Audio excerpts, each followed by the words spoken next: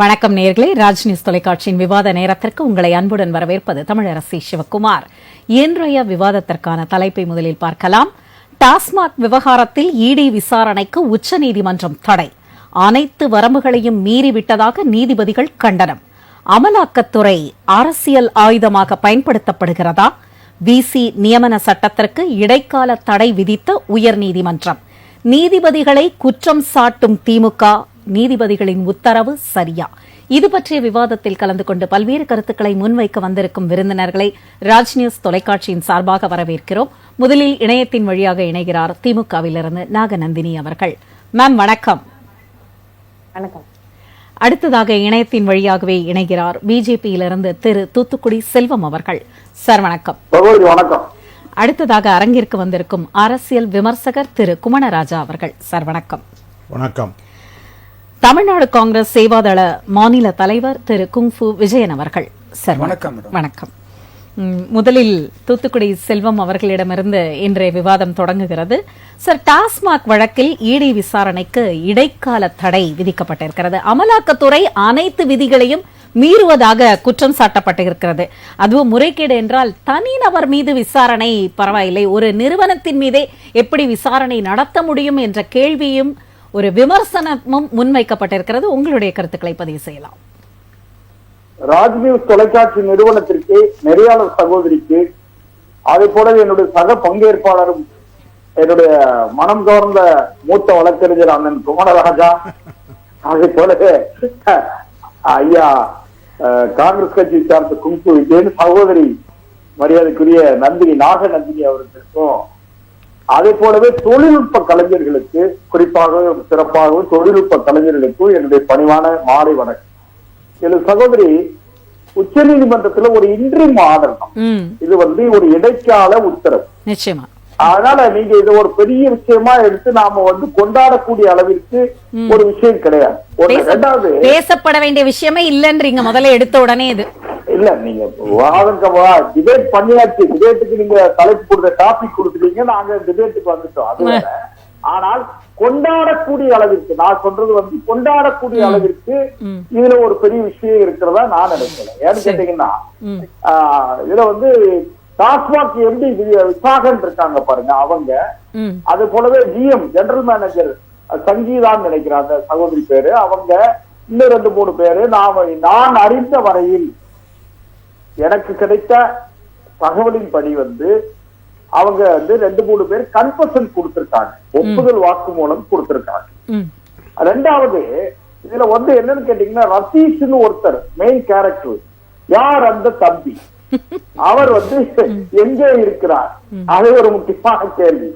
சரி, ஆகாஷ் பாஸ்கர்னு ஒருத்தர், அதாவதுமா ஒருத்தருடைய வளர்ச்சி பொருளாதார வளர்ச்சிங்கிறது எப்படி வருதுன்னு பார்க்க வரல. இந்த ஆகாஷ் பாஸ்கர்ங்கிறவர் யாரு? அவர் நேற்று எப்படி இருந்தார்? இன்றைக்கு இட்லி கடையில இருந்து சட்னி கடை வரைக்கும் படங்களா எடுத்து அவர் பெரிய பெரிய ஹீரோஸை வச்சு படம் எடுக்கக்கூடிய அளவிற்கு மிகப்பெரிய முதலீடு செய்யக்கூடிய முதலீட்டாளராக ஆகியிருக்கிறார்.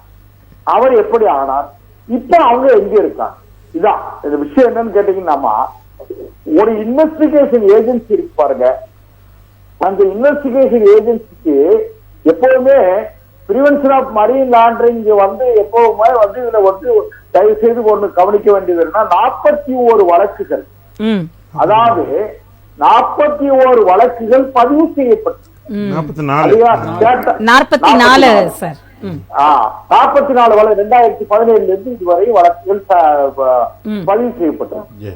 ஒரு விஷயம் என்னன்னு கேட்டா, என்ன மரியாதைக்குரிய குமணராஜா அவர்களுக்கு நன்றாக தெரியும், அவரு பிராக்டிசிங் அட்வொகேட்ங்கிறதுனால அதுல பிரிடிகேட் அஃபென்ஸ் இருக்கிறதுனால இடி உள்ள வந்துடும். நல்லா கவனிச்சுக்கிடுங்க, இதுல பிரிடிகேட் அஃபென்ஸ் இருக்கிறதுனால இடி உள்ள வராங்க. சரி, இப்போ நீங்க கவனிச்சுக்கிட்டீங்கன்னா பாத்தீங்கன்னா, இவங்க 44 வழக்குகளையும் இவர்கள் நினைத்தால், யாரு மாநில அரசு நினைச்சா, யாரு போட்டிருக்காங்கன்னா டிவிஎஸ்சி போட்டிருக்காங்க, அதாவது விஜிலன்ஸ் அண்ட் ஆன்டி கரப்ஷன் தான் போட்டிருக்காங்க.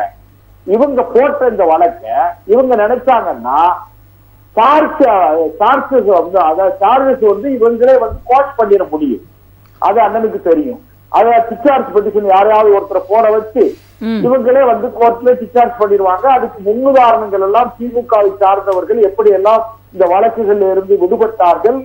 யாரு இந்த டிஸ்ப்ரப்போர்ஷனேட் அசெட் கேஸ் இருக்கு பாருங்க, சொத்து குவிப்பு வழக்கு, அந்த வழக்குல எப்படி எல்லாம் அவர்கள் மாநில அரசாங்கத்தால் விடுவிக்கப்பட்டார்கள். முந்தைய ஆட்சியில போட்ட வழக்குகள்ல இருந்து இவங்க எப்படி வந்தாங்க. அதுக்கு பிறகு உயர் நீதிமன்றம் அப்படியே சூமோட்டாவாக தானாக முன் வந்து வழக்கை அதை மறுபடியும் ஓபன் பண்ணி இப்போ வந்து இன்வெஸ்டிகேஷன் நடக்கு. 1-2 வழக்குகள் கண்டிக்கப்பட்டுச்சு. சரி, அது ஒரு பக்கத்துல இருக்கு. இப்போ உச்ச நீதிமன்றம் வந்து ஒரு வேலைக்கு கொடுத்திருக்காங்க, இன்ட்ரீம் ஆர்டர் கொடுத்திருக்காங்க. இதை வந்து கோர்ட் வெக்கேஷன் முடிஞ்ச பிறகு, சுப்ரீம் கோர்ட் வெக்கேஷன் ஆரம்பிக்கும் போது, வெக்கேஷன் முடிஞ்ச பிறகு அது நிச்சயமா நம்ம வந்து அது யாரு என்போர்ஸ்மெண்ட் டைரக்டரேட் என்ன பண்ணுவாங்கன்னா வெக்கேஷன் ஸ்டே வெக்கேட் பண்றதுக்காக வெக்கேஷன் ஸ்டே வெக்கேட் பெட்டிஷன் போடுவாங்க. போடும்போது என்ன பண்ணுவாங்கன்னா இவங்க என்னெல்லாம் ப்ரூஃப் இருக்கோ, அதாவது சீஸ் பண்ணிருக்காங்களோ அது கன்ஃபெஷன் ஸ்டேட்மெண்ட், அதுக்கு பிறகு ரெக்கவரி ஆன டாக்குமெண்ட்ஸ் எல்லாத்தையுமே வந்து சுப்ரீம் கோர்ட்ல ஃபைல் பண்ணுவாங்க. அதுக்கு பிறகு நிறைய ஆர்குமெண்ட்ஸ் நடக்கும். அதுக்கு பிறகு சுப்ரீம் கோர்ட்ல என்னோட சொந்த கருத்து என்னன்னு கேட்டா ஸ்டே வெக்கேட் ஆயிடும், உறுதியா ஸ்டே வெக்கேட் ஆயிடும். அந்த இடைக்காலத்துல இவங்க நிம்மதி பெருமூச்சு விட்டு விடலாம். ஒண்ணு. ரெண்டாவது வந்து இப்போ இன்னும் புதுசா வந்து இந்த வழக்குல ஒண்ணு கிடையாது, எல்லாமே வந்து சார்ஜஸ் ஃப்ரேம் பண்ற அளவுக்கு டாக்குமெண்ட்ஸ் வந்து அவங்க வந்து சீஸ் பண்ணி வச்சுட்டாங்க. அதனால இதுல ஒண்ணு புதுசா ஒண்ணு கிடையாது, ஒரு இன்ட்ரிமான. இதுக்கு இடையில ஒரு விஷயம் நீங்க சகோதரியை கூட முன்னூறுல சொன்னீங்க. ஹைகோர்ட் இன்னைக்கு வந்து ஒரு வெர்டிக்ட் கொடுத்திருக்காங்க. ஹைகோர்ட் ஜட்ஜஸ் வந்து ஒரு ஸ்டே கொடுத்திருக்காங்க. இதுல ஆர்டிகல் 142 பாருங்க, சுப்ரீம் கோர்ட்ல அரசியல் சட்டத்தினுடைய 142வது பிரிவை பயன்படுத்தி உச்ச நீதிமன்றம் கொடுத்த அந்த உத்தரவின் பேரில் தமிழ்நாடு அரசு எடுத்த நடவடிக்கைகளுக்கு ஸ்டே கொடுத்தாங்க. நல்லா கவனிச்சுக்கிடுங்க.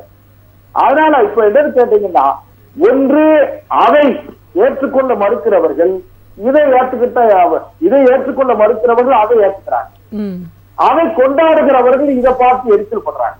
அதனால நான் என்ன நினைக்கிறேன்னு கேட்டீங்கன்னா, நீதிமன்றத்தினுடைய பார்வை நிச்சயமாக வந்து, அதாவது சட்டம் உச்ச நீதிமன்றத்திற்கும் ஒரே சட்டம் தான், உயர் நீதிமன்றத்துக்கும் ஒரே சட்டம் தான், இங்க கீழமை நீதிமன்றத்துக்கும் ஒரே சட்டம் தான். ஆனா சட்டத்தை கையாளுகிற, சட்டத்தை பார்க்கிற பார்வை இருக்கு பாருங்க, நீதியரசு பார்க்கிற பார்வை கொஞ்சம் வேறுபடும். அதுக்கு பிறகு நிறைய ட்ரையல் நடத்தி டிஸ்கஸ் பண்ணி ஒரு முடிவுக்கு, ஒரு கன்க்ளூஷனுக்கு வருவாங்க. அதனால இதுல என்னோட தாழ்மையான கருத்து, மிகப்பெரிய அளவில் கொள்ளை நடந்திருக்கிறது, ஊழல் நடந்திருக்கிறது, தவறு நடந்திருக்கிறது. இந்த தவறுகளில இருந்து நாம அடுத்த தலைமுறையை பாதுகாக்க வேண்டிய பொறுப்பும் கடமையும் எல்லா கட்சி எல்லைகளை தாண்டி, அரசியல் எல்லைகளை தாண்டி எல்லாருக்கும் இந்த பொறுப்பு இருக்கு. ஒருவேளை எவர் தவறு செய்திருந்தாலும் சரி, இந்த கட்சி அந்த கட்சி, அவரு இவரு, நேற்று முந்தானாலு, நேற்று இன்னைக்குங்கிறதுலாம் கிடையாது. அதனால தவறு செய்திருந்தால் அதன் மீது நடவடிக்கை எடுக்கல, என்ன தப்பு இருக்கு? நான் என்ன சொல்றேன்னு கேட்டீங்கன்னா, நீங்க தானே கொண்டாடுறீங்க மாநில சுயாட்சியை காப்பாற்றிய மாவீரர் முதலமைச்சர் சொல்லி நீங்க அவசரமா நீங்க விழா நடத்துறீங்க. இன்னைக்கு என்ன ஆச்சு? நான் என்ன சொல்றேன், அரசியல் சட்டத்தின்படி கவர்னர் தான் இந்த அரசியல் சட்டத்தினுடைய முகமும் முகவரியும். அரசியல் சட்டப்படி ஒரு மாநிலத்தினுடைய முதல் குடிமகன் யாருன்னு கேட்டீங்கன்னா, figurehead of the government வந்து யாருன்னா கவர்னர். கவர்னர் பதவி இருக்கிற வரை நீங்க அதை ஏற்றுக்கிறதா செய்யணும். சரி, நீங்க ஆர்டிகல் 142 சேலஞ்ச், அதாவது 142 வந்து ஒரு உத்தரவு வாங்கிட்டீங்க. 143 பிரசிடென்ட் வந்து அவங்க கேட்காங்கல்ல, 14 கேள்விகள் கேட்டிருக்காங்க. அந்த 14 கேள்விகளுக்கும் உச்ச நீதிமன்றம் முறையான பதிலை சொல்லுவார்கள். சொன்ன பிறகு நான் ஒரு கற்பனையான வாதம் தான் சகோதரி, 142 இதுவரை 125 முறை அரசியல் சட்டம் திருத்தப்பட்டிருக்கிறது. லா மேக்கிங் பவர் யாருக்கு இருக்கு? பார்லிமெண்ட். அவங்க இந்த அரசியல் சட்டத்துல 125 முறை திருத்தப்பட்டிருக்கிற அரசியல் சட்டத்துல 142 அரசியல் சட்டத்தினுடைய 142வது பிரிவுல ஒரு அமெண்ட்மெண்ட் கொண்டு வந்தால் என்ன கொண்டு வர மாட்டாங்கன்னு என்ன இருக்கு? தேவைப்பட்டால் மாநில அரசுக்கும் மத்திய அரசுக்கும் இடையிலே ஒரு மோதல் ஏற்படுகிற 142வது பிரிவிலே ஒரு திருத்தம் கொண்டு வந்து இத கான்ஸ்டிடியூஷன் பெஞ்சு அரசியல் சட்டத்தினுடைய உச்ச அமர்வுக்கு, அரசியல் சட்ட அமர்வுக்கு கொண்டு போகணும். உயர்ந்த அதாவது 5 நீதிபதிகள் கொண்ட அமர்வு, 7 நீதிபதிகள் கொண்ட அமர்வு, அல்லது first bench CBI chief justice of India இப்படிலாம் கொண்டு வரணும்னு சொல்லி ஒரு அமெண்ட்மெண்ட் கொண்டு வந்தாங்கன்னா என்ன நடக்காதுங்கிறதுக்கு என்ன உத்தரவாதம் இருக்கு? அது வந்து நம்ம சட்ட வல்லுநர் வழக்கறிஞர்கிட்டயே கேட்டு அந்த கருத்தை நம்ம தெரிஞ்சுக்கலாம். இப்ப முதல் 2 தலைப்புகளை ஒட்டிய கருத்தை நீங்க பதிவு செஞ்சுட்டீங்க. நம்ம அடுத்து பேசலாம். அதனால நீதிமன்றம் சரியாக நடக்கிறது. சில நேரங்களில் ஒரு சந்தேகத்திற்குரிய சந்தேகத்திற்குரிய தீர்ப்புகளை வழங்கினால் பிறகு அதை விவாதித்து நீதிமன்றத்தில் இறுதி முடிவு எடுக்கும். ஆனால் ஊழல்வாதிகள் எந்த காலத்திலும் தப்ப முடியாது. அந்த தம்பி யார் அந்த தம்பி என்பதெல்லாம் விடை தெரிந்தே தீர வேண்டும். சரிங்க சார். ஓகே, நாகநந்தினி மேம் உங்களோட கருத்துக்களை பதிவு செய்யலாம். அதாவது இது வந்து கொண்டாடப்பட வேண்டிய விஷயம் அல்ல. அதாவது டாஸ்மாக் விவகாரம் ஒரு தீர்ப்பு, அதுக்கப்புறம் விசி நியமன சட்டத்திற்கு ஒரு தீர்ப்பு, இரண்டையும் சரிசமமாக பார்க்காமல் தனக்கு சாதகமாக வரும் பொழுது கொண்டாடுவதும் பாதகமாக வரும்போது எதிர் விமர்சனம் வைப்பது எப்படி சரியாகும்? இதுதான் இன்றைய டிபேட்டோட மைய கருத்து. உங்களோட கருத்தை பதிவு செய்யுங்க. வணக்கம் மேம்.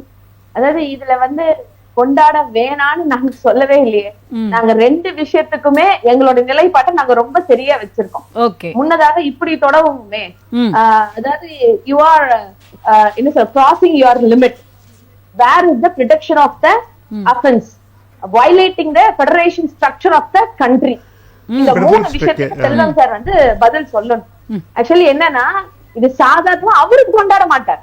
ஏன்னா அவங்கதான் எந்தெந்த மூலையில எதையாச்சும் கொண்டது தமிழ்நாட்டை வந்து கரப்ஷன் காமிக்கணும்னு சொல்லி இவங்க அந்த விஷயத்த நிலைப்பாடு எடுத்துட்டு இருக்காங்க. அந்த நிலைக்கெல்லாம் இன்னைக்கு மாறுதலா எல்லா விஷயமும் நடக்கும் போது ரொம்ப வலிக்குது. ஏன் சார் அப்படிதான் இருக்கும். அதுவும் அவங்க சொன்னாங்க பாரு, இந்த விசி விவகாரத்துல எல்லாம் அடாடாடா என்ன ஒரு சூசிங் ஆஃப் த ஜட்ஜ்மெண்ட், அதாவது ஜட்ஜ்மெண்ட் இல்ல சூசிங் ஆஃப் த ஜட்ஜஸ் அப்படிங்கறது இவங்களோட தரப்புல தான் நம்ம நடந்து நாங்கெல்லாம் பாக்குறோம். இப்போ அதாவது ஃபார்ம் ஷாப்பிங் சொல்லுவாங்கல்ல, அதெல்லாம் இங்க நடக்கும்போது இன்னைக்கு நீதித்துறை மேலேயே மக்களுக்கு ஒரு பயத்தையும் இல்ல இது சரியா இருக்குமான்ற ஒரு நிலைப்பாட்டையே நிலைநிறுத்துற மாதிரி இருக்கு. மைக் ஆஃப் பண்ணி என்ன நீங்க தீர்ப்பு கொடுத்தீங்கன்னு சொல்லி கேட்டா அதை டவுன்லோட் பண்ணி படிச்சுக்கோங்கன்னு சொன்ன வரைக்கும், போர்ஜரி டாக்குமெண்ட் சொல்லும் போது கூட அதை பத்தி பெருசா பொருட்படுத்தாம உச்ச நீதிமன்றம் ஒரு தீர்ப்பு கொடுத்தும் கூட அத உயர் நீதிமன்றம் இல்ல அதை நாங்க இப்படிதான் மாத்துவோம்னு அதுவும் அவங்களுக்கு தகுந்த மாதிரியான நீதிபதிகளை எல்லாம் வச்சு அவங்க மூலமா இவங்க இன்னைக்கு ஒரு தீர்ப்பை பெற்றிருக்காங்க. இந்த சூசிங் ஆஃப் ஜட்ஜஸ் சொன்னீங்களா அந்த வார்த்தை? இல்ல நான் சொல்லி முடிச்சறேன் சார். நீங்க பேசுறதுக்கு நான் எதுவும் பேசல. நானும் சொல்லி முடிச்சறேன் என்னுடைய கருத்தை. இவர் சொல்லும் போது சொன்னாரு உச்ச நீதிமன்றம். சார் ஒரு நிமிஷம் இருங்க.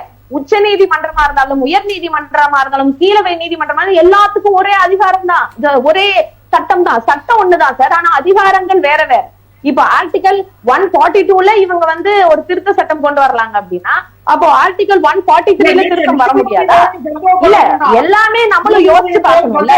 இப்ப வந்து ரொம்ப தெளிவா இன்னைக்கு கேட்டிருக்காங்க நீதியரசர் கவா அவர்கள், ரொம்ப தெளிவா தான் கேட்டிருக்காங்க. நீங்க வந்து ஒரு அவுட்லெட் மேல போடப்பட்ட எஃப்ஐஆர் இது எல்லாமே இடி கிட்ட கேட்ட கேள்வி அவங்கதான்.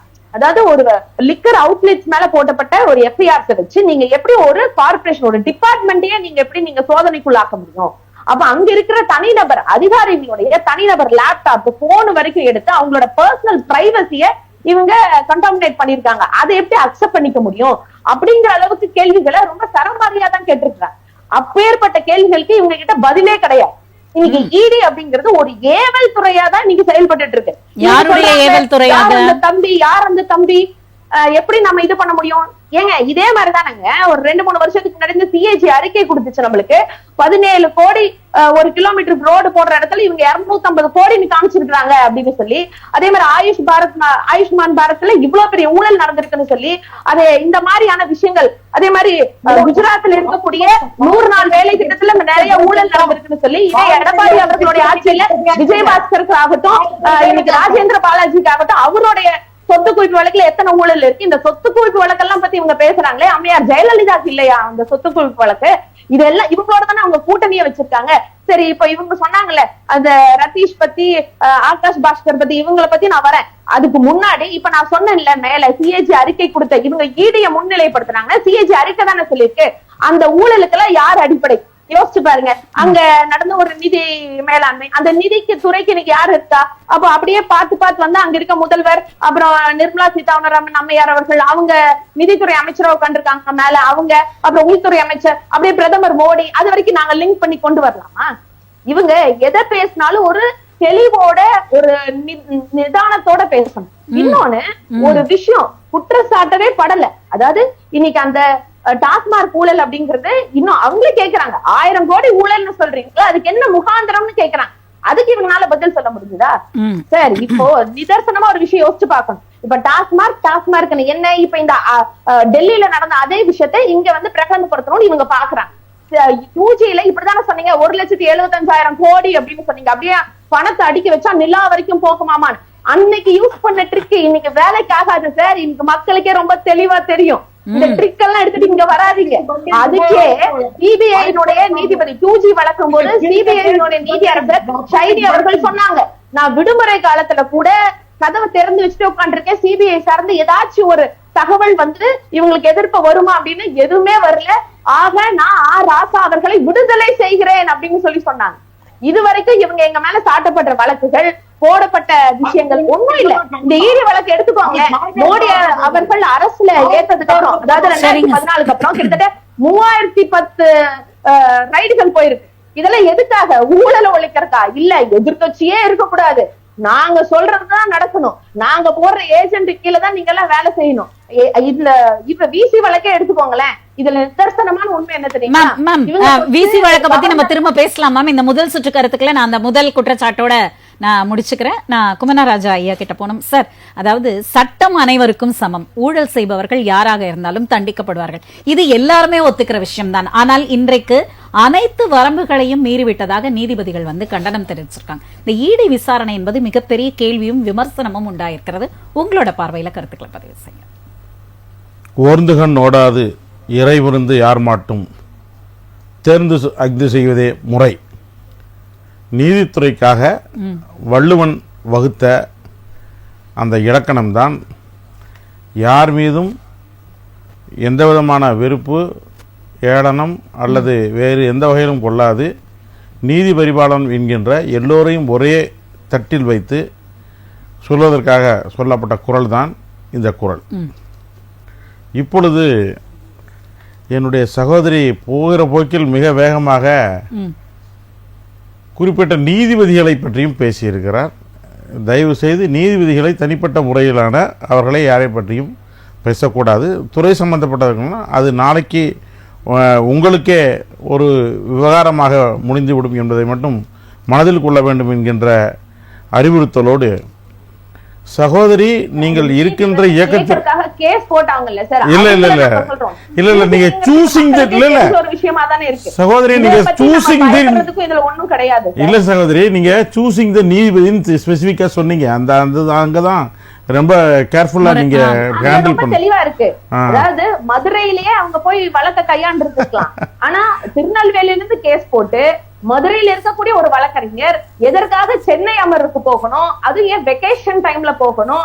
அதுவும் ஃபர்ஸ்ட் வெக்கேஷன் முடிஞ்சு செகண்ட் வெக்கேஷன்ல எதுக்கு அதற்கான நிச்சயமா இந்த கேள்விக்கெல்லாம் சார் வந்து பதில் சொல்லுவாங்க. இல்ல இந்த கேள்வி எல்லாம் கேட்கறதுக்கும் பதில் சொல்ல கடமைப்பட்டவர்கள் பொது தளத்துல பேசலாமே ஒழிய குறிப்பிட்டு நீதிபதிகளை பேசக்கூடாது அப்படிங்கிறது உங்களுக்கு நான் இதை சொல்றேன். அது உங்களுடைய சௌரியம். நீங்க அதுக்கான ஆமா அது ஏதாவது வந்ததுன்னா நீங்க சந்திக்க போறீங்க, அது வேற விஷயம். இருந்தாலும் சொல்லிடுறேன். அதான் அது அந்த விஷயத்துல நம்ம அது ரொம்ப அதிகமா போக வேண்டியதில்லை. இப்போ உச்ச நீதிமன்றத்தில் ஒரு தீர்ப்பு வந்தால் உடனடியாக என்ன சொல்கிறார்கள்?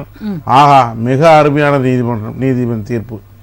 அதே இது அதனுடைய அது உச்ச நீதிமன்றத்திற்கு கீழே இருக்கின்ற உயர்நீதிமன்றம் ஒரு தீர்ப்பு கொடுத்தால் இது என்ன குறிப்பிட்ட இதில் வாங்கிட்டாங்க, செட் பண்ணி வாங்கிட்டாங்க, இது வந்து சம்மட்டி அடி. இன்னைக்கு ஆர்எஸ் பாரதி அவர்கள் வந்து இன்னைக்கு மாலை பத்திரிகையில் எல்லாத்துலேயுமே உச்சநீதிமன்றம் கொடுத்த சம்மட்டி அடி, ஆனால் உயர்நீதிமன்றம் வந்து இந்த மாதிரி தவறு பண்ணிருச்சு அப்படின்னு சொல்லி பேசுவது எப்படி இருக்கிறது என்றால், தனக்கு வந்தா ரத்தம், மற்றவங்களுக்கு வந்தா தக்காளி சட்னி அப்படிங்கிற கதைக்கு நீதித்துறையை நீங்கள் எடுத்து சொல்ல முடியாது. இப்பொழுது தேவை ஏற்படுது. இப்பொழுது எல்லா சிபிஐ, அப்போ ஒரு காலத்தில் வந்து அதை காங்கிரஸ் பியூரோ ஆஃப் இன்வெஸ்டிகேஷன் சொல்லுவாங்க. ஏன்னா அறிவாலயத்தில் வந்து கீழே கிரவுண்ட் ஃப்ளோரில் கூட்டணி பேச்சுவார்த்தை நடத்திட்டு முதல் மாடியில் வந்து சிபிஐ ரைடை வச்சுக்கிட்டு தான் பேசினாங்க. 63 நயன்மாரில் கொடுக்குறேன்னு சொல்லி கலைஞர் தனக்கே உரிய பாணியில் சொன்னார். இதெல்லாம் இருக்கட்டும். அது எந்த காலத்திலும் இது மாதிரி சொல்லப்படுகின்ற மத்திய அமைப்பிலே இருக்கின்ற குறிப்பிட்டு இந்த இடி, சிபிஐ, என்ஃபோர்ஸ்மெண்ட் டைரக்டரேட்டு, அந்த இது இருக்குது பாருங்கள், ரிசர்ச் அண்ட் அனாலிசிஸ் விங்கு, மற்ற சிஐஎஃப், இது மாதிரியான மத்திய துறை சம்பந்தப்பட்ட விஷயங்கள் மீது இந்த மாதிரியான குற்றச்சாட்டுகள் எப்பொழுதும் இருப்பது தான். அதற்காக முழுக்க இது இந்த இடத்துல அரசியல் இல்லை என்று சொல்லிவிட முடியாது. அது அந்தந்த நிலைக்கு ஏற்ற மாதிரி, அந்த சூழ்நிலைக்கு சந்தர்ப்பங்களுக்கு ஏற்ற மாதிரி இஷ்யூ பேஸ்டு சப்போர்ட் என்று சொல்லுவார்களே, அதே போல அந்தந்த பிரச்சனையில் சரியாக இவர்கள் நடந்து கொண்டிருக்கிறார்கள் இல்லையா என்பதை பற்றி நாம் பேச முடியுமே ஒழிய ஒட்டுமொத்தமாக சொல்ல முடியாது. இங்கே மிக முக்கியமாக கவனிக்க வேண்டியது, இன்னைக்கு சகோதரர் செல்வம் அவர்கள் சொன்னதை போல இது இடைக்கால உத்தரவு தான். இங்கே சென்னை உயர்நீதிமன்றத்தில் எஸ்எம்எஸ், அதாவது SM சுப்பிரமணியம் மற்றும் இன்னொரு நீதிபதி கொண்ட பெஞ்ச் வந்து இதே டாஸ்மார்க் வழக்கில் ஆரம்பத்தில் இடைக்கால உத்தரவு கொடுத்தாங்க. இடைக்கால உத்தரவு கொடுத்ததுக்கப்புறம் இறுதி உத்தரவு வரும்போது என்ன சொன்னாங்க அப்படின்னா, ஈடியை வந்து விசாரிக்க கூடாது, இந்த மாதிரி செய்யக்கூடாது அப்படின்னு சொல்லி எந்த விதத்திலும் இல்லை, தாராளமாக ஈடி வந்து விசாரிக்கலாம், விசாரிக்கிறதுல எந்த விதமான ஆட்சேபனை இல்லை. இது வந்து இறுதி தீர்ப்பு. இப்போ இந்த இறுதி தீர்ப்புக்கு மேலே தான் இங்கே போயிருக்கிறாங்க. அப்படி வருகின்ற பொழுது உச்சநீதிமன்றமும் இன்றைக்கு சொல்லிக்கிறாங்க, என்ன இடைக்கால உத்தரவு என்ன சொல்லிக்கிறாங்க, ஒட்டுமொத்த துறையே நீங்கள் குற்றச்சாட்டு வைக்கக்கூடாது, தனிநபர் யாராவது இருந்திருந்தால் அந்த தனிநபர் மீது நடவடிக்கை எடுத்தால் நாங்கள் உங்களுடைய எதுவும் கேட்க மாட்டோம். ஆனால் நீங்கள் ஒட்டுமொத்தமாக அந்த துறையவே நீங்கள் சொல்லியிருக்கிறீங்க. கொஞ்சம் அதிகபட்சமாக போய் அவங்களுடைய செல்போனை பறிக்கிறதும் இதெல்லாம் இது இன்னைக்கு நடக்காததா, புதுசாக இது பண்ணி வந்திருக்கு. இன்னைக்கு கேள்வி வந்திருக்குது அப்படின்னா வேற ஒன்றும் இல்லை, போலீஸ் ஸ்டேஷன் போனாலே முதல்ல செல்போனை பறித்து வச்சுக்கிறது, செல்போன் எங்கே போச்சு ஏது போச்சுன்னு யாருக்கும் தெரியலம்பாங்க. எந்த எஸ்ஐ கேட்டாலும் இல்லை சார் அது அங்கே இருக்குது சார், இது இங்கே இருக்குது சார், அங்கே போட்டி சார், கடைசியில் முடிச்சுட்டு பெயில் வாங்கி இது பண்ணி வந்த பிறகு தான் அந்த இதை கொண்டு வருவாங்க. அதே போல் எல்லா குற்றவாளிகளும் பாத்ரூமில் வலிக்கி விழுந்துடுறாங்க. ஆனால் ஒரு போலீஸ்காரன் கூட வலிக்கி விழவே இல்லை. இது மாதிரியான சின்ன சின்ன அத்துமீறல்கள் என்பது குறிப்பாக மத்தியில், ஏனென்றால் இதெல்லாம் எல்லாருக்கும் தெரிஞ்சதுதான். அதுதான் சமீபத்தில் உயர்நீதிமன்றம் கேட்டுச்சு, அது ஏன்ப்பா போலீஸ்காரங்க போகிற பட்டம் வலிக்க விட மாட்டேங்கிறாங்க, இந்த மாதிரி செஞ்சுட்டே இருந்தீங்கன்னா அந்த குறிப்பிட்ட யார் நபராக இருக்கின்றவரோ அவர் தங்களுடைய வேலையை இழக்க வேண்டிய நிலை கூட ஏற்படலாம் என்கின்ற சற்று கடுமையாக சொல்லியிருக்குது. இன்னைக்கு ஆனந்த விகடனுடைய தலைப்பு இதில் கூட தலையங்கத்தில் கூட அதை பற்றி எழுதியிருக்கிறாங்க. ஆகவே உயர்நீதிமன்றமும் உச்சநீதிமன்றமும் ஒரு விஷயத்தில் இது பண்ணி கொடுக்குறாங்கன்னா, இடைக்கால உத்தரவு கொடுக்குறார்கள் என்றால் இடைக்கால உத்தரவு வந்து இறுதி உத்தரவு அல்ல. அதை அடிப்படையாக வைத்துக்கொண்டு நாம் இப்படி செய்து விடலாம், அப்படி செய்து விடலாம், இதை செய்து விடலாம் என்று பேசுவது அரசியல் ரீதியாக அரசியல்வாதிகளுக்கு வேணால் அது கொஞ்சம் ஊக்கத்தை கொடுக்கலாமே ஒழிய, இந்த இன்ட்ரீம்ன்றது இடைக்கால உத்தரவு, அந்த இடைக்காலமாக சற்று சந்தோஷப்பட்டுக் கொள்ளலாமே ஒழிய அது நிரந்தரமான சந்தோஷம் அல்ல என்பது யதார்த்தமாக பல வழக்குகளில் நிரூபிக்கப்பட்டிருக்குது. குறிப்பாக தமிழக அரசு தமிழக அரசு என்று சொல்வதை விட திராவிட முன்னேற்ற கழகத்தினர் தங்களுடைய கட்சி ஜெயித்து விட்டது. உண்மையிலேயே நான் ஏற்கனவே போன விவாதத்தில் சொன்னது கூட, அந்த உச்சநீதிமன்றத்தில் வாங்கிய தீர்ப்பு வரலாற்று சிறப்பு மிக்க தீர்ப்பு தான். வேற எந்த மாநிலமும் இப்படி ஒரு தீர்ப்பை வாங்கவில்லை என்றாலும் கூட, ஆனால் 143 அட்வைசரி ஜூரிஸ்டிக்ஷன் என்று சொல்லப்படுகின்ற ஆலோசனை வழங்க வேண்டும் என்று ஜனாதிபதி அவர்கள் கேட்டால், உங்களுக்கு எப்படி உரிமை இருக்கிறதோ அதே போல ஜனாதிபதிக்கு இருக்கின்ற அதிகாரத்தை பயன்படுத்தி அவர் கேட்டிருக்கிறார். அவர் ஏன் அவசரப்படுறீங்க? அதுக்குள்ள 8 முதல்வர்களுக்கு ஒரு கடிதம் எழுதுறாரு, வாங்க புலி வருது எல்லாரும் ஏன் மேலே வந்து படுத்துக்காங்க, நான் புலியை அடித்து விரட்டுறேன் அப்படிங்கிற கதைக்காக இந்த மாதிரியான ஒரு முயற்சி பண்ணுவதும், அது எந்த விதமான முடிவுக்கும் வராதுக்கு முன்பாகவே அதை பற்றி பேசுவதும், வாருங்கள் நாங்கள் அரசியல் கருத்துரிமைக்கு காப்புரிமை வாங்கி கொடுத்திருக்கிறோம் என்று சொல்லிக்கொண்டு பேசிக்கொண்டிருப்பதிலே எந்த அர்த்தமும் இல்லை. இப்பொழுது உச்சநீதிமன்றம் ஒரு இடைக்கால உத்தரவு கொடுத்திருக்கிறது. அது இடைக்கால உத்தரவு இருந்தாலும் சரி, இறுதி உத்தரவு உத்தரவு தான். ஆனால் அவ்வளவுக்கு அடைய கழிக்க வேண்டிய பள்ளிக்கு வர்ற இல்லு இருக்கின்ற கழிக்க வேண்டிய கழிப்புற வேண்டிய அவசியம் இதில் ஒன்றும் பெரியதாக இல்லை. மிக சாதாரணமாக எப்பொழுதுமாக நீதிமன்றங்கள் எப்பொழுதும் அணுகுகின்ற முறைதான். இதிலே இறுதி உத்தரவு வரை இருப்பதும், அதிலே ஒரு முடிவு வருகின்ற பொழுது சம்பந்தப்பட்ட நபர்கள் கொண்டாடுவதும் ஏற்றுக்கொள்ளக்கூடியதுதான். ஓகேங்க சார். விஜயன் சார், அதாவது களிப்புற வேண்டிய அவசியம் இல்லை, கொண்டாடப்பட வேண்டிய அவசியம் இல்லை, இது இடைக்கால உத்தரவு தானே என்று இவர்கள் இருவரும் விமர்சனங்களை வைத்திருக்கும் பொழுது நாகநந்தி அவர்கள் இதுதான் சரியான தீர்ப்பு என்று சொல்லியிருக்கிறார். விஜயன் சார், நீங்க சொல்லுங்க, டாஸ்மாக் விவகாரம் அதற்கு ஒரு தடை, விசி நியமன சட்டத்திற்கு ஒரு தடை, இந்த இரண்டு தடைகளையும் எப்படி பேலன்ஸ் பண்ணி உங்களோட கருத்துக்களை பதிவு செய்ய போறீங்க? ஆமாம்மா, இப்போ டாஸ்க் மார்க்ல இப்போ சொன்ன மாதிரி செல்வம் சார் சொன்னாரு, நம்மளுடைய குமரன் ராஜா அவர் சொன்னார், இந்த மாதிரி இடைக்கால தடை. தடை, இடைக்கால தடை என்ன தடை? தடைனா தடை தானே, கழிப்புற வேண்டிய அவசியம் இல்லாத தடை இல்ல, அப்படிலாம் ஒண்ணும் கிடையாது. ஆனா இடைக்கால தடை, இன்ட்ரிம் ஆர்டர் அப்படின்னு சொல்லிட்டு சுப்ரீம் கோர்ட்ல அந்த ஜட்ஜ் நீதி அரசர்லாம் என்ன சொல்லிருக்காங்கன்னா, ஃபர்ஸ்ட் கேள்வி வேர் இஸ் அஃபென்ஸ். முதல் கேள்வி என்னன்னா, இவர் சொன்னார் ஒண்ணுமே இல்ல, அப்படியே இல்ல, அப்படி பயங்கரமா இல்ல, அது சும்மா அவங்களை சந்தோஷப்படுத்துறதுக்கு தடை கொடுத்திருக்காங்க. என்ன அதனாலதான் கேக்குறாங்களா நீதி அரசர்? நம்முடைய பிஆர் கவை அதுதான் கேக்குறாரா? என்ன first question, you are over stepping. யார பார்த்து கேக்குறாரு? Enforcement director. அத பார்த்து என்ன கேக்குறாருன்னா, you are over stepping first. ரெண்டாவது நார்க்கா you are cross all the limit. அப்படின்னா என்னது? வரம்பு மீறி செயல்படுவதாக போயிட்டு என்னமா பண்ணிட்டேன்னு அர்த்தம். அது தமிழ்ல அப்படிதான் சொல்லுவாங்க. நீங்க எப்படி புரிஞ்சுக்கிறீங்க எனக்கு தெரியாது. மூணாவது, violating the all the concept of the federal government. இதுக்கு என்ன முதல்ல அர்த்தத்தை சொல்லுங்க இந்த செல்வம் சார் ஃபர்ஸ்ட். புரியுதுங்களா? இடைக்காலத்துல அப்படியே ஒண்ணுமே அப்படியே பாவ நீதி அரசர்லாம் அப்படியே ஒண்ணுமே தெரியாம எதுவுமே எங்குமே சர்வீஸ் பண்ணாம ஹைகோர்ட்ல. ஆமா, நந்தினி மேடத்தை இவர் பயமுறுத்துறாரு. நந்தினி மேடம் என்ன சொல்லிட்டாங்க? அப்படி தப்பா? ஹைகோர்ட்ல சரியில்லை தீர்ப்பு, ஜட்ஜஸ் குறை சொல்லல, அதனால அப்பீல் போயிருக்காங்க சுப்ரீம் கோர்ட்ல. சுப்ரீம் கோர்ட்ல தடை கொடுத்துறாங்க. இடைக்கால தடை, பர்மனன்ட் தடை, தடை தான். ஓகேங்களா? நீங்க ப்ரூவ் பண்ணிட்டு வாங்க. உங்க ஈடினுடைய எஃபிஷியன்சி தான் நீங்க காட்டவே இல்லையே. எவன் அதான் சொல்றேன், யாரு தப்பு செஞ்சாங்களோ அவங்கள பிளேம் பண்ணிட்டு ஓல் டிபார்ட்மெண்ட் நீ பிரச்சனை பண்ணிவியா? 9 மணி வரைக்கும் உட்கார வச்சு அவங்க சிடியை புடிங்கிட்டு, பென்டிரைவை புடிங்கிட்டு, செல்போனை புடிங்கிட்டு, அவங்க கம்ப்யூட்டரை புடிங்கிட்டு. சரி, இது யூசுவல் மெத்தட் ஆஃப் இன்டரோகேஷன் தானே. ஒரு சாதாரண குற்றவாளி நம்ம போலீஸ் ஸ்டேஷனுக்கு வந்தாலே எல்லாத்தையும் வாங்குறது தானே நடைமுறையில இருக்கு அப்படின்னு சொன்னாங்க இல்லையா? யாரு அக்யூஸ்ட் விசாரிக்கணுமோ அவனை பண்ணலாம். அதனால கேள்வி. ஓல் டிபார்ட்மெண்ட்னா 100-200 பேர் வேலை செய்யற இடத்துல நீ போய் எல்லா கம்ப்யூட்டரையும் ஆஃப் பண்ணிட்டு அந்த சிடி டிரைவை புடிங்கின்னு, பென் டிரைவை புடிங்கிறது, செல்ல புடிங்க அவசியம் என்ன? அப்ப நீங்க விசாரணை பண்ண தெரியலன்னு தானே அர்த்தம். இடிகே. ஆமா, நீங்க என்ன இந்த influence of the BJP government தானே செய்யற. அவனை திருப்தி பண்ண, அதுதானே கேள்வி. இப்ப இருங்க சார், நான் பேசுறேன். இப்ப பிரச்சனையே என்ன? ஈடி மேல இவ்வளவு கோவம், இந்த ஆப்போசிஷன் பார்ட்டியை எந்த அளவுக்கு அவங்கள பிரச்சனை பண்ணணும், அத வேலையை மட்டும்தானே இடி என்ஃபோர்ஸ்மென்ட் டைரக்டர் செய்யறாங்க. அதுதானே பிரச்சனையே. சரி, அது ஒரு தன்னாட்சி பெற்ற ஒரு அதிகாரம் கொண்ட ஒரு அமைப்பு சார். தன்னாட்சி பெற்ற கையில கத்திய கொடுத்து எல்லாம் தலை வெட்டி போட்டுலாமா? தன்னாட்சினா என்ன? அவங்களை யாரு கண்ட்ரோல்ல கொண்டு வர முடியாது. அதுதான் நாம கொண்டு வரோம். அதுக்குதான் இருக்குது ஹைகோர்ட், சுப்ரீம் கோர்ட். பார்லிமெண்ட்டை விட பெரிய பாடி அது. பார்லிமெண்ட்ல ஒண்ணு சட்டத்தை ஒண்ணா ஏற்றலாம், ஆனா அதையே மானிட்டர் பண்றது சுப்ரீம் கோர்ட் தான். அது தெரிஞ்சுக்கணும் ஃபர்ஸ்ட். பெரிய supreme court advocate, high court advocate, நானும் அட்வொகேட், ஆனா தெரிஞ்சுக்கிற அவசியம் கிடையாது. எல்லாரையும் மானிட்டர் பண்றது சுப்ரீம் கோர்ட் மட்டும்தான். நீங்க வேணா சட்டத்தை ஏத்தலாம், அசம்பிளியில சட்டத்தை ஏத்தலாம், சுப்ரீம் கோர்ட்லயும் ஏத்தலாம், ஆனா மானிட்டர் பண்ணி எது தப்பு கரெக்ட்னு சொல்றது சுப்ரீம் கோர்ட் மட்டும்தான் அந்த அத்தாரிட்டி இருக்கு. நீங்க அவங்க சொல்றதே தப்புன்னு சொல்வீங்களா? என்ன சொல்ல வரீங்க நீங்க?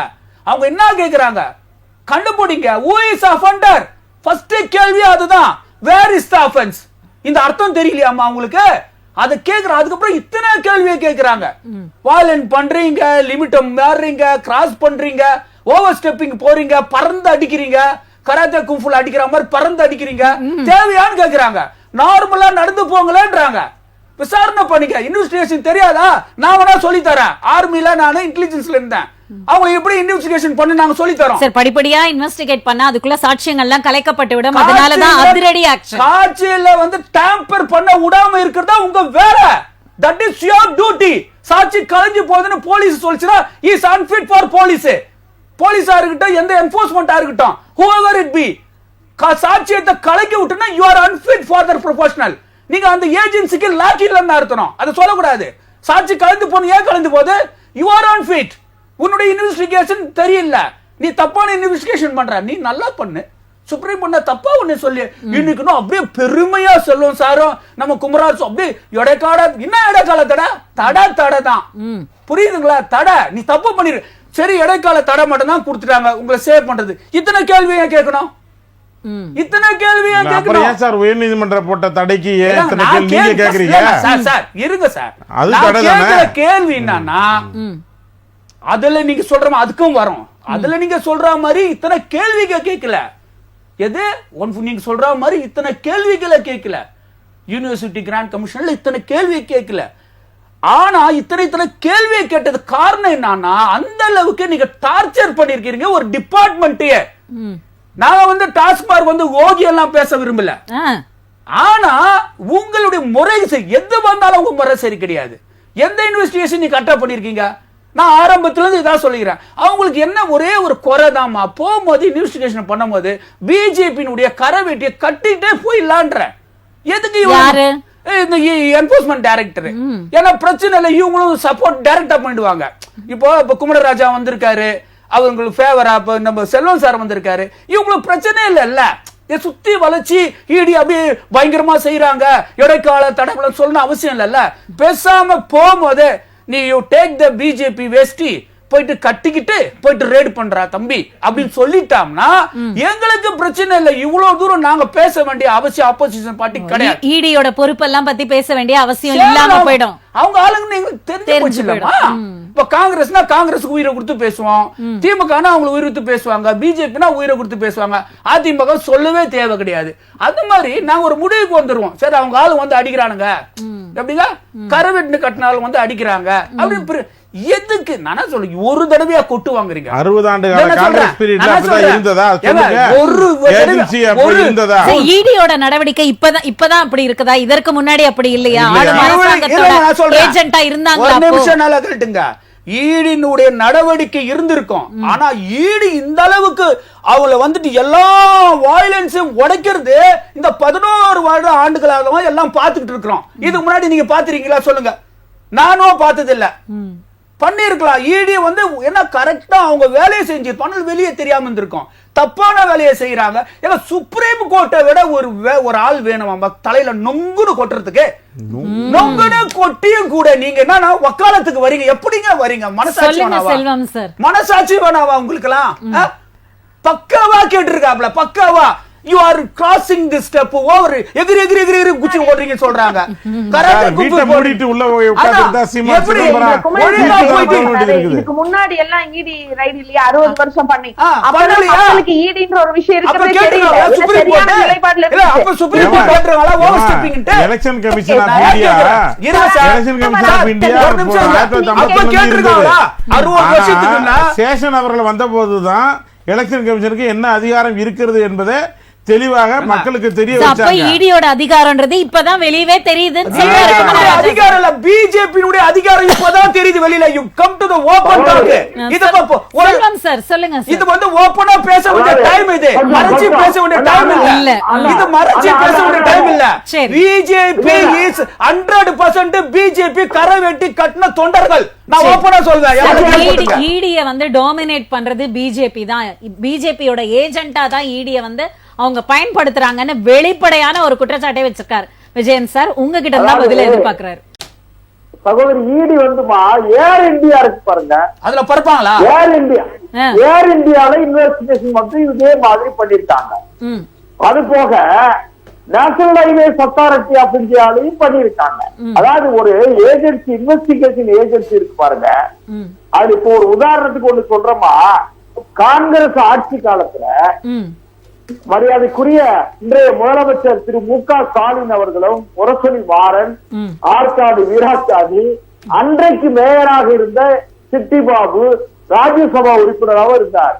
இவங்க எல்லாம் விசாரணை ஜெயிலுக்கு போகும்போது ஜெயில உள்ள தள்ளுன உடனே அடிச்சு துன்புறுத்தி சிட்டிபாபு இறந்து போயிட்டார். ஆற்காடு வீராசாமி அவர்களுக்கு காது போயிடுச்சு. முரசொலி மாறனுக்கு உடல் பாதிக்கப்பட்டது. இது யார் காலத்துல? காங்கிரஸ் காலத்துல. வச்சுக்கிடுங்க. காங்கிரஸ் காலத்துலமா ஒரு நாள் இரவு 1975 ஜூன் மாதம் 25ஆம் தேதி எந்த அரசியல் சட்ட மரபுகளையும் மதிக்காமல், எந்த நீதிமன்ற உத்தரவையும் பெறாமல், நாடாளுமன்ற உத்தரவை பெறாமல் ஒரே நைட்ல மிசா என்கிற கொடுங்கோல் சட்டம் இந்த நாட்டில் அறிமுகப்படுத்தப்பட்ட அதாவது அதிகார பயங்கரவாதம் காங்கிரஸ் ஆட்சியில நடந்தது. அண்ணன் கும்பு விஜயனுடைய நினைவுக்காக. சரி, இன்னைக்கு ஸ்டேட்ல இருக்கிற போலீஸ் இன்வெஸ்டிகேஷன் வச்சுக்கிடுவோம். எத்தனை விஷயத்த உள்ள விடுறீங்கன்னே தெரியாம சொல்லாம இல்ல சார் நடந்துட்டு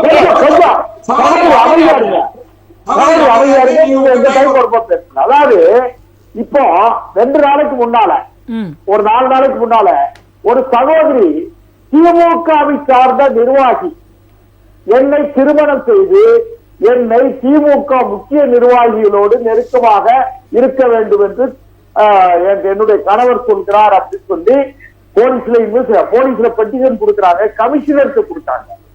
இன்னைக்கு வரைக்கும் எஃப்ஐஆர் போனவங்க இன்னைக்கு போய் கவர்னருக்கு பெட்டிஷன் கொடுத்துட்டாங்க. போனேன் திமுக நிர்வாகி ஒருவர் எங்க தூத்துக்குடி மாவட்டத்திலே கூட அவரு ஒரு சிலை கடத்தல் சம்பவத்துல சம்பந்தப்பட்டு அவர் இளைஞர் அணியை சார்ந்த ஒருவர் அவரு கைது செய்யப்பட்டிருக்காரு. இப்படி திமுகவை சார்ந்தவர்கள் இன்றைக்கு அத்துமீறல்களில் ஈடுபடுகிறார்கள்.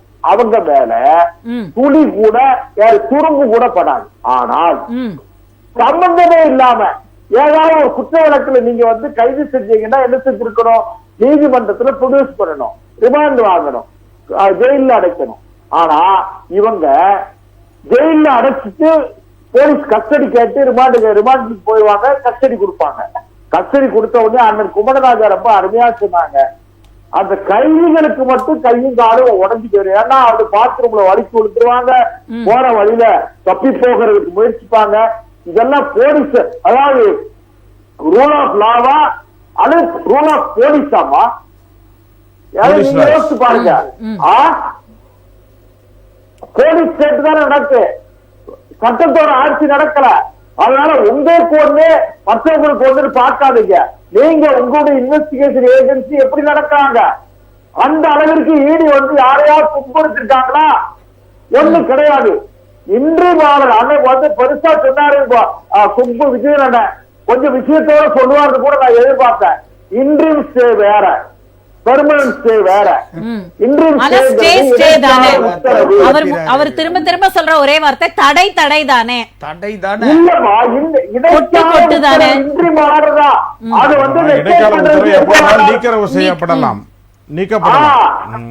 அதனால நீங்க என்ன கேட்டீங்கன்னா இன்ட்ரீம் ஸ்டேயை ஒப்பிட்டு பேசாதீங்க. அது இது வெர்டிக்ட் கிடையாது, ஒரு இன்ட்ரீம் டெம்பரரி சந்தோஷம் தானே. சரி, ஓகே, இதுவே நமக்கு இடைக்கால தடையாவது கிடைச்சிருக்கு. டெம்பரரி சந்தோஷம் கிடையாது. அது எப்படி டெம்பரரி சந்தோஷம் சொல்றீங்க? அவர் சொல்றது இடைக்கால தடை தானே. நீண்ட காலமா அந்த கேஸ் நடக்கும்னு சொல்லிட்டு தான் இடைக்காலம் கொடுத்திருக்காங்க. நீண்ட காலமா இருக்க கூடாது, இடையில ஒரு இன்ட்ரீம் கொடுக்கணும். நீண்ட காலமா டைம் ஆகும், அதனால டேட் கொடுத்திருக்காங்க. நீண்ட காலம் முதல்ல அவரே கன்ஃபியூஸ் பண்றீங்க, ஜனங்களை ஏன் சார் கன்ஃபியூஸ் பண்றீங்க? ஒரு விஷயம் இருக்கு சார். ஊழல் நான் என்ன சொல்றேன், மறுபடியும் என்ன சொல்றேன்னா, ஒருத்தருக்கு சமன் பண்றாங்க, சமன் பண்ணி விசாரணைக்கு கூப்பிடுறாங்க. 160 CRPC கூப்பிடுவாங்க, 41 CRPC கூப்பிடுவாங்க. இந்த அவர் சமன் பண்ணா விசாரணைக்கு அப்பியர் ஆகணும், அல்லது அது சமனை சேலஞ்ச் பண்ணி கோர்ட்டுக்கு போகணும். அதை விட்டுட்டு ராத்திரியோட ராத்திரியா எங்க திருச்சிக்கு போய், திருச்சியில இருந்து எங்க துபாய்க்கு போய், துபாயில இருந்து லண்டனுக்கு போய், யார் அந்த தம்பி? நாடு கேட்கலையா? நீங்க நல்லா கவனிங்க. யார் அந்த தம்பி? யார் அந்த ஆகாஷ் பாஸ்கரன்? இதை கேள்வி கேட்கலையா? இதுக்கு நீங்க மக்கள்லாம் பார்த்து சிரிக்காங்கப்பா. நந்தினி மேம் குறுக்கிடுறாங்க, அவங்க என்ன கேள்வி கேக்குறாங்கன்னு பாப்போம். இந்த சமூகத்தை குடிகார சமூகமாக்கி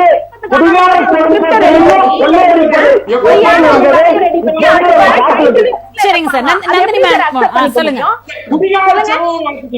குடிகார சமூகம் ஒரு பாட்டுக்கு 20 ரூபாயா? அநியாயம் இல்லையா? அவன் பாட்டில் அநியாயமா இல்ல பாட்டிலுக்கு 20 ரூபாய்ன்றது அநியாயம்? சொல்லுங்க, நாங்க ஒத்துக்கிறோம். அங்கெல்லாம் நாங்க தடை செஞ்சுட்டோம். எங்கேயுமே வந்து டாஸ்மார்க்கே கிடையாது. நாங்க எங்கேயுமே வைக்கல. பிஜேபி மாநிலத்தில் நாங்க எங்கேயுமே வைக்கல. நீங்க சொல்லுங்க.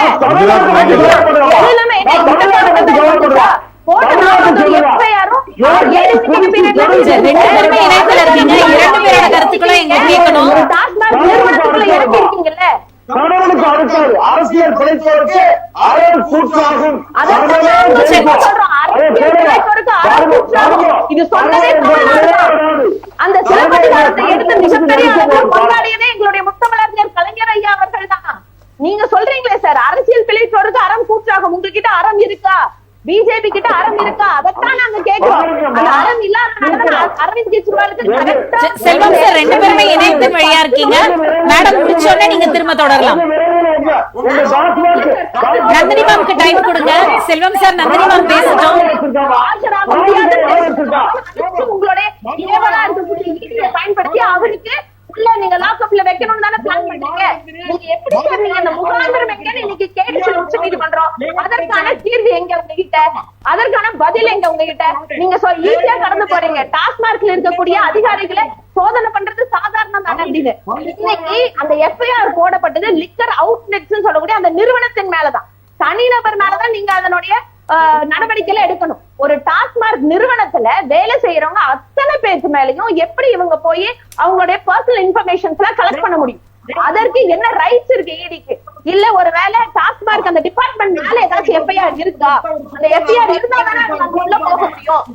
உண்மையாலுமே அந்த டீடைல்ஸ கலெக்ட் பண்றதுக்காக, அதாவது தகவலை கலெக்ட் பண்றதுக்காகவோ இல்ல சாட்சிகள் வந்து கலையக்கூடாதுன்னு சொன்னீங்களா மேம்? இல்ல, சாட்சிகளை இவங்க உருவாக்க ட்ரை பண்றாங்க. இல்ல, ஒரு நிமிஷம் யோசிச்சு பாருங்க. அந்த இவங்களே சிவாகன் அவர் வீட்லயே பாத்தீங்க, விஷாகன் அவர் வீட்லயே பாத்தீங்கன்னா யாராச்சும் ஒரு நிதர்சனமா ஒரு நார்மல் மக்கள் யோசிப்பாங்களா? வாட்ஸ்அப் சாட் எடுத்து அது கலர் பிரிண்ட் அவுட் எடுத்து அவங்க வீட்லயே கிழிச்சு போட்டிருப்பாங்களா? இத வந்து இடி வந்து கேமராவை கூடயே வச்சுட்டு அதை உடனே போக்கஸ் பண்ணி உடனே எடுத்து டெலிகாஸ்ட் பண்ணுதுன்னா இவங்க இதெல்லாம் ப்ரீ பிளான் பண்ண மாதிரியே தெரியலையா? இதெல்லாம் நம்ம யோசிக்கணுமா வேணாமா? இத வந்து உச்ச நீதிமன்றத்துல இருக்கிறவங்க யோசிப்பாங்களா? ஈடி தான் நீங்க சொல்றதை கேட்கும். நீதி அரசர்கள் எதுக்கு சார் நீங்க சொல்றதை கேட்கணும்? ஒரு நிமிஷம் அதை யோசிச்சு பாருங்க. இன்னைக்கு இருக்கக்கூடிய எல்லா வழக்குகளும் உங்களோட அப்படித்தானே இருக்கு. நீங்க எதிர்கட்சி எங்கெங்கெல்லாம் உங்களுடைய ஆதிக்கத்தை நீங்க செலுத்த முடியலையோ அங்கெல்லாம் உங்களுடைய ஏவலா இருக்கக்கூடிய ஈடிய ஐடிய இவங்களை தானே சார் நீங்க முன்னாடி நிறுத்தி அனுப்பி எல்லாம் பண்ணிட்டு இருக்கீங்க. இல்ல, நான் ஒண்ணு கேக்குறேன். அண்ணா யூனிவர்சிட்டி பிரச்சனை அந்த பையனுக்கு கீழே அடிபட்டது சொன்னீங்க. ஏன் இதுல வந்து எந்த விதமான பிரச்சனையும் இல்லையா? டெல்லியில சந்திரமந்தில ஒரு கோல்டு மெடல் வாங்கின அத்தனை ஸ்போர்ட்ஸ் வீராங்கனைகள் வந்து நின்று போராடினாங்க. எம்பினால அங்க இருக்கிற எம்பினால பிரச்சனை. அதற்கு நீங்க என்ன நடவடிக்கை எடுத்தீங்க? அந்த பெண்களுக்கான விடை என்ன? இதே பில்கிஸ் வழக்குல வெளியே விட்டீங்க சார் நீங்க எல்லாத்தையும். அது யாரு எதனால? அவங்களுடைய நல்ல நடவடிக்கையா? என்ன 3 வயசு குழந்தையை கொண்டது 5 மாசம் மேடம் தலைப்பை விட்டு உங்களோட நிறைவான கருத்தை சொல்லிருங்க நந்தினி மேம். மாலை போட்டு ஸ்வீட் கொடுத்து வரவேற்றீங்களே. சரி நந்தினி மேம், சரியா? நந்தினி மேம் நிறைவான கருத்து இருக்கும்னு நினைச்சுக்காதீங்க. சரி, இன்னைக்கு என்ன விஷயமோ அதை நீங்க சொல்ல முடியல சார். அதை பற்றி உங்களோட நிறைவான கருத்தை பதிவு பண்ணிடுங்க நந்தினி மேம். இல்ல சார், அதாவது இங்க பாருங்க, அகில் திவாரி அப்படிங்கிற இடி அதிகாரி ஒருத்தர் என்ன பண்றாங்க, திண்டுக்கல்ல வந்து ஒரு டாக்டர் மிரட்டி அவங்க கிட்ட காசை வாங்குறாரு.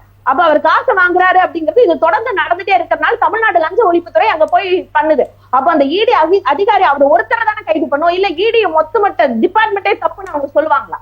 நம்ம இதெல்லாம் யோசிச்சு பார்க்கணும் இல்லையா? இப்போ சார் குமணன் சார் பேசும்போது சொன்னாரு, நீங்க எப்படி நீதி அரசர்களை பேசலாம் அப்படின்னு சொல்லி. அவங்க முகாந்திரம் இல்லாம சொல்ல கிடையாது. சுவாமிநாதன் அவர்களுக்கு நிறைய இருக்கு. செல்வம் சார், நான் நிறைவான கருத்து வாங்கிட்டு இருக்கேன் உங்ககிட்ட.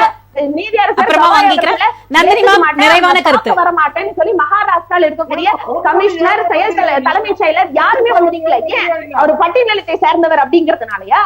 பதில் சொல்லுங்க. இன்னைக்கு மதுரையில நந்தினி மேம் குறுக்கிடுவதற்கு மன்னிக்கவும். நந்தினி மேம் இந்த ஜட்ஜ்மெண்ட் வாங்கிருக்கலாம். அவங்க இங்க நீங்க போய் நின்று இருக்கலாம். இது ஏன் வெகேஷன் பீரியட் பார்த்து, அதுவும் 2வது வெகேஷன் 2வது அமர்வுல வந்து, அதுவும் சென்னை நீதிமன்றத்துல வந்து ஒரு பிஜேபியினுடைய மாவட்ட செயலாளர், திருநெல்வேலியினுடைய மாவட்ட செயலாளர் வந்து இன்னைக்கு விசி வழக்குல வந்து ஆஜராகிறாரு சென்னைக்கு வந்து அப்படின்னு சொன்னா, அப்போ மதுரையிலேயே ஆல்ரெடி டிவிஷன் பெஞ்ச் அப்போ நிறைவான கருத்து விஷயம் இருக்குல்ல. அதாவது இணையத்தின் வழியாக இருப்போம். உச்ச நீதிமன்றம் கொடுத்த தீர்ப்பை இன்னைக்கு உயர் நீதிமன்றம் இதை வந்து நந்தினி மேம் ஒரு வரியில் நிறைவான கருத்தை பதிவு செய்யுங்க. காட்டமான கேள்வியும் வைக்க கிடையாது. சரிங்க மேம். உயர் நீதிமன்றம் எந்த காட்டமான கேள்வியும் வைக்க கிடையாது. சரி நந்தினி மேம், நிதர்சனமா இதற்காக நீங்க தடை ஒரு அவகாசம் கூட கொடுக்க கிடையாது. தமிழ்நாடு சைடு தமிழ்நாடு தரப்பு வக்கீல் வந்து கேக்குறாங்க, எங்களுக்கு அவகாசம் கொடுங்க, நாளைக்கு நாங்க இந்த அமர்வை நடத்துறோம், நாளைக்கு இதுக்கான விடயத்தை கொண்டு வரோம்னு சொல்லும்போது அந்த அவசரமா எடுக்க வேண்டிய ஒரு நிலைப்பாடு என்ன இருக்கு? இந்த கேள்வியை உங்களோட நிறைவான கருத்தா நான் எடுத்துக்கிறேன். நடக்கல. செல்வம் சார், உங்களோட நிறைவான கருத்தை பதிவு பண்ணிடுங்க. இன்னைக்கு அதனால ஒரு பிஜேபியினுடைய மாவட்ட செயலாளர் கூட்டம் நீங்க நிறுத்துறீங்களா? டாஸ்மாக் வழக்காக இருந்தாலும் சரி, இன்னைக்கு பிசி வழக்காக இருந்தாலும் சரி, இது எல்லாத்துலயுமே இன்னைக்கு பிஜேபிக்கு தான் ஒரு சம்பட்டை அடி இருக்கு. இன்னைக்கு இந்த பிசி வழக்கை நாங்க திரும்ப பண்ணும்போது இதற்கான விடயத்தை நாங்க பெற்றே தீருவோம். இது தமிழ்நாடு மாணவர்களுக்கான பிரச்சனை. சரிங்க மேம், நன்றி மேம். டாஸ்மாக் வழக்கு நன்றி மேம். செல்வம் சார், நீங்க உங்களோட கருத்தை பதிவு பண்ணுங்க, நிறைவான கருத்து. இல்ல சார், இந்த ஒரு விஷயத்தை மட்டும் நான் கேட்டுறேன் மேம். சிலிண்டர் தமிழ்நாட்டுல எப்படி சிலிண்டர் மேம், அந்த சிலிண்டர் கதை நம்ம அப்புறமா பாத்துக்கலாம் மேம். இன்னொரு விவாதத்துல நேரம் இல்ல. செல்வம் சார், நீங்க உங்களோட நிறைவான கருத்தை பதிவு பண்ணுங்க. கமர்ஷியல் சிலிண்டர்கள் எல்லாம் விற்கப்படுது. சரி, குமரராஜா சார், நீங்க உங்களோட நிறைவான கருத்தை பதிவு பண்ணுங்க. புதிய விஷயங்களையும் நீதிமன்றங்கள் வந்து எப்பொழுதும் ஏற்கனவே ஆரம்ப கட்டத்தில் ஒரு உத்தரவும் இறுதி வாய்ப்பு கொண்ட உத்தரவும் செய்கின்றது என்பது சட்டத்தின் முன்பு எல்லோரும் சமம். அது யாராக இருந்தாலும் சரி, பொக்கவாய் கிழவிக்கும் அதே தான், பொள்ளாச்சி மகாலிங்கத்துக்கும் அதே தான், ரெண்டு பேருக்கும் ஒன்று தான். சட்டத்திற்கு முன்பாக எல்லோரும் சமம். அதே நேரத்தில் சட்டம் அளித்திருக்கின்ற ஒரு சில ரீசனபிள் கிளாசிஃபிகேஷன் என்று சொல்லப்படுகின்ற எக்ஸம்ஷன்ஸ் சொல்லுவாங்க. அது மாதிரியாக இருக்கின்ற இப்போ ஜனாதிபதியையும் அவருக்குன்னு ஒரு புரோட்டோகால் இருக்கு இல்லையா, அது மாதிரி ஜனாதிபதி சாதாரண மனிதனையும் ஒன்றாக பார்க்க முடியாது. அந்தந்த பதவிக்கு ஏற்ற மாதிரி வித்தியாசங்கள் இருக்கிறது. சட்டங்கள் வந்து அனைவருக்கும் சமமாக இருந்தாலும் கூட சில விஷயங்களில் சில நேரங்களில் சில அரசியல் இருக்கத்தான் செய்கிறது. அதற்காக முற்று முழுவதுமாக இல்லை என்று சொல்லிவிட முடியாது. ஆனால் இடைக்கால உத்தரவிலே மகிழ்ச்சி கொள்ள விடுதோ அல்லது இங்கே உத்தரவு போட்டவுடன் அதை ஏற்றுக்கொள்ள முடியாது என்று பேசுவதும் இரட்டை நிலைப்பாடு கொள்வது எந்த அரசியல் கட்சிக்கு, நாங்கள் குறிப்பிட்ட எந்த சாதி சொல்லவில்லை, எந்த அரசியல் கட்சியாக இருந்தாலும் அது சரியாக வராது. ஆகவே மக்களுடைய மாண்பை காப்பதற்காகவும் மன்றங்களுடைய, அதாவது 3 இருக்காங்க இல்லையா, எக்ஸிக்யூட்டிவ், லெஜிஸ்லேச்சர் அண்டு ஜுடிஷியரி, இந்த மூன்றும் ஒன்றுக்கொன்று உரசல் முட்டல் மோதல் இல்லாமல் சரியாக சென்றால்தான் மக்களுக்கு நன்மை பயக்கும். அதற்கான வேலைகளை அனைவரும் செய்ய வேண்டும் என்பது கருத்து. நன்றி சார். செல்வம் சார், உங்களோட நிறைவான கருத்து. திமுக இன்றைக்கு ஊழல் வழக்குகளில் சிக்கி பதட்டப்பட்டு, திமுகவை சார்ந்த பேச்சாளர்கள் மிகவும் பதட்டப்பட்டு இந்த ஆட்சியினுடைய நாட்கள் எண்ணப்படுகிறது, சொல்றதுனால மக்களிடத்தில் இவர்கள் அந்நியப்பட்டிருக்கிறதுனால் திமுகவை சார்ந்தவர்கள் பதட்டப்படுகிறார்கள். வெகு விரைவில் யார் அந்த தம்பி என்பது நிச்சயமாக யார் அண்ணன் என்பதும் அப்படி தெரிய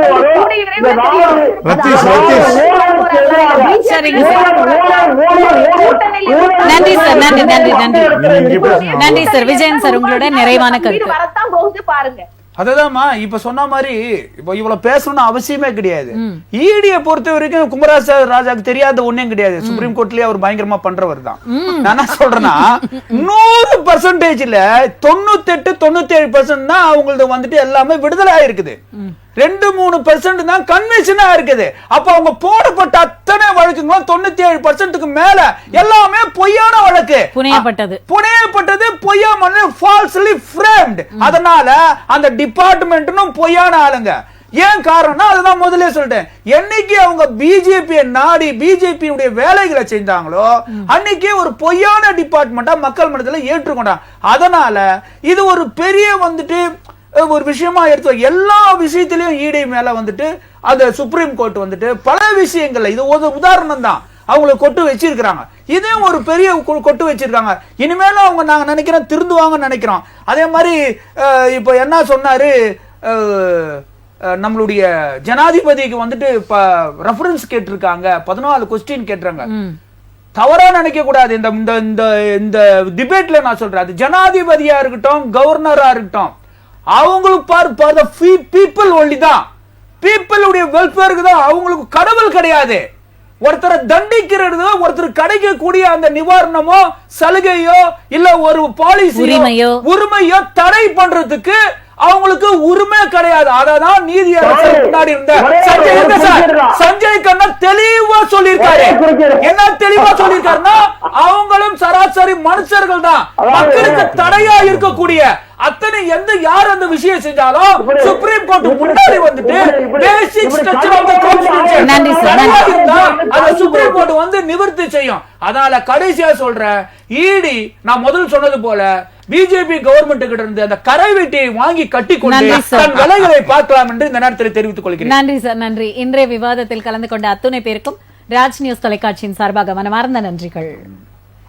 நேயர்களே, மீண்டும் அடுத்த நிகழ்ச்சியில் சந்திக்கும் வரை நன்றி கூறி விடைபெறுவது தமிழரசி சிவகுமார்.